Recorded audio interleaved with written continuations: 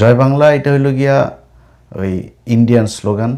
সোনাগাছিতে শিখাইছিল, ওই যে দেরাদুন ওইখানে বসায় তারপরে শিখাইছিল। ওই 71 থেকে ওরা বাংলাদেশের মুক্তিযোদ্ধাদের স্লোগান এই জয় বাংলা এই স্লোগান না। বাংলাদেশের মুক্তিযোদ্ধাদের যেসব ভিডিওগুলো আপনারা দেখবেন এরকম জয় বাংলা ই করে কিছু মানুষ একটা যুদ্ধ করে নাই, এগুলি হইল গিয়ে আপনার ওই যে এই বিএলএফ মুজিব বাহিনী যেটা এদেরকে ওইখানে দেখাইতো, শো আপ করতো, এগুলো রেকর্ডিং করতো, এগুলি প্রচার করতো। কারণ ইন্ডিয়ার তো টার্গেট আছে যে দেশ স্বাধীন হওয়ার পরে তারপরে তারা এইটারে নিয়ে আসবে, এনে তারপরে এইটারে দেখাবে যে এরাই হচ্ছে কি মূল যোদ্ধা। কিন্তু আপনি মুক্তিযোদ্ধাদের জিজ্ঞেস করেন, মানে ভাই আমার কাছ থেকে আপনার ইতিহাস শেখাতো, আমি কিন্তু কোনোদিন ইতিহাস বলি না। কারণ হলো আমি আমার ইতিহাস বলার মতো ওই বয়স হয়নি। আমি রেফারেন্স দিই, কারণ আমি তো জিয়াউর রহমানের লেখা বইয়ের রেফারেন্স দিই না, আমি তো গোলাম আজমের লেখা বইয়ের তো রেফারেন্স দিই না, আমি আওয়ামী লীগের লোকের রেফারেন্স দিই। আপনি আওয়ামী লীগের একজন লোকের বইতে আপনি তাজউদ্দিনের ইয়েতে যান, আপনি জেনারেল ওসমানীর বই পড়েন, আপনি তো ওইখানে জয় বাংলা স্লোগান দেওয়ার জন্য তো বাংলাদেশের মানুষ মুসলমান, একটা মানুষ মারা গেলে এই দেশের মানুষ তো তোদের মতো অসভ্য না যে কবরে যায় হামলা করবে, মৃত্যুর পরে মানুষের লাশের গাড়ির মধ্যে জুতা দিবে, মৃত্যুর পরে তার কবর দিতে দিবে না, মিষ্টি বিতরণ করে খাবে, এটা তো তোদের মতো অসভ্য না। নিষিদ্ধ পল্লীর নিষিদ্ধ সংগঠনের নেতাকর্মীরা দেশে আছে, এই নিষিদ্ধ পল্লীর এইসব পোলাপান এখানে যায় জয় বাংলা স্লোগান দেয়। এই দেশের একটা মানুষ মারা গিয়েছে, সেই উপলক্ষে তার জানা যায় এটা আমাদের ধর্মীয় বাধ্যবাধকতা। ওই সমাজের সবাইকে গুণাগার হইতে হবে যদি একজন মানুষের দাফন কাফন যদি সঠিকভাবে সম্পূর্ণ করা না হয়।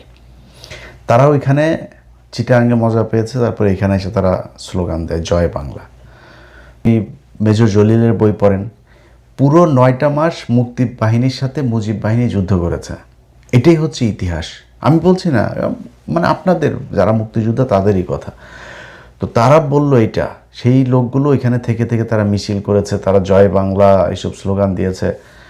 এই স্লোগান দিয়ে এরপরে জয় বাংলা, কারণ জয় বাংলা ওদের স্লোগান, ওরা আমাদের উপরে এটা চাপাবে, ওদের এই যে সোনাগাজীর পতিতা ব্যবসায়ী রবীন্দ্রনাথ তার লেখাই আমাদের জাতীয় সঙ্গীত বানিয়েছে। এগুলো তো খুবই পরিকল্পিত, সেই 1962-তে তাদের এই পরিকল্পনা, তারা এগুলো করেছে। এখন এই মুক্তিযুদ্ধের সময়কার এই জয় বাংলা স্লোগানের তারা এখানে নিয়ে এসে নতুন করে তারা আবার ফের করতে চায়।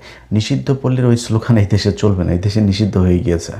সো এটারে ঠিক করা যদি নাকি যে সেই সুযোগ যদি আপনাদের হাতে থাকতো, আওয়ামী লীগ বলে না চলে আসবে এসে তারপরে আবার করবে তোরা হুমকি দিস কেন ভাই, তোরা আয়।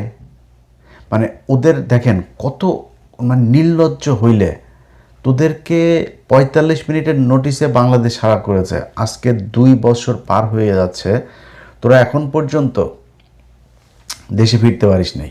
এখন হুমকি দেয় দেশে ফিরে, তারপর মানে দেশে ফিরে মানে কি, তুই কেমনে ফিরবি আমার বল।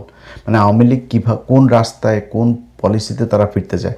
আওয়ামী লীগকে এখন ইন্ডিয়া এনে তারপরে এই দেশে ক্ষমতায় বসাবে, বিএনপির সাথে লেয়াজু করে তারপরে বাংলাদেশ নানান ইকুয়েশন শেষ করে তারপর ওদেরকে বোঝায়। ওদের অনেক লোকজনের কাছ থেকে কিন্তু শুনি এদেরকে বিশাল আকারের আশ্বাস দেওয়া। শেখ হাসিনা নিজে এখানকার টোকাই মোকাই এগুলোর সাথে কথা বলে ফোনে, কোন পরিস্থিতিতে গেলে তারপরে এইসব টোকাইয়ের সাথে শেখ হাসিনা কথা বলে এটা আপনি বুঝেন। ওর উপর শ্রেণীর নেতৃত্ব কেউই তার সাথে যোগাযোগ রাখে না, কারোর সাথে তার কোনো সাংগঠনিক কোনো কার্যক্রম তাদের একদম ইনঅ্যাক্টিভ। সেই জায়গায় দাঁড়িয়ে